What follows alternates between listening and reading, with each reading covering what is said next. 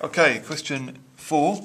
Each time Ben attempts to complete a crossword in his daily newspaper, the probability that he succeeds is 2/3. The random variable x denotes the number of times that Ben succeeds in 9 attempts.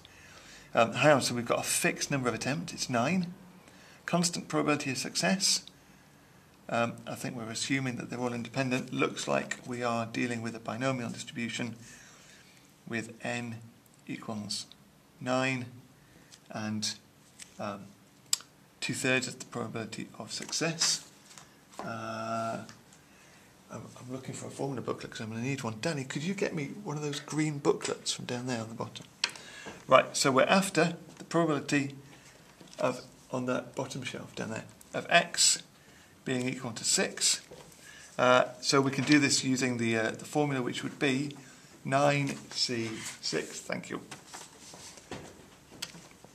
And that would be 6 successes, so 2/3 to the 6 times 3 failures, so 1/3 cubed, and that gives us, I can't remember how to do C on this calculator either, 9, I think it comes into that one, 9c6 times 2/3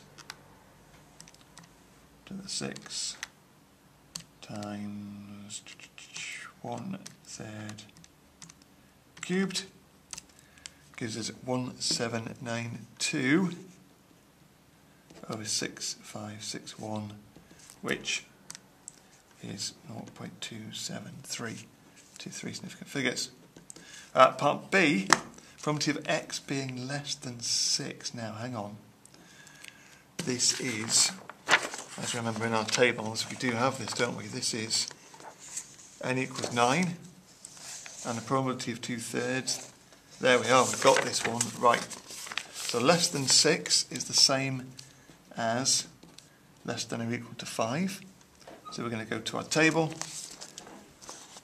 There's 9, 2/3. We're wanting less than or equal to 5, so 0.3497. Really straightforward mark for that. Right, E of x. For the binomial distribution, it's in here as well, isn't it? If we scoot forward in this one, then we've got, here we are, binomial np and npq for the variance. So E of x is 9 times 2/3, which is 6, and the variance of x is 9 times 2/3 times 1/3, which is going to come out as being 2. Part 2. Now, Ben notes 3 values, x1, x2 and x3 of x. State the total number of attempts to complete a crossword that are needed to obtain 3 values. Well, each value of x comes from 9 attempts. So if he's getting 3 values, that's 27 attempts that he's going to need to make, isn't it? Okay. And the probability of the 3 being equal to 18, well, hang on, x1 plus x2 plus x3, that's just 3 lots of 9 independent trials of this crossword. So that's just a binomial distribution with 27 as n and the same probability of a success being 2/3.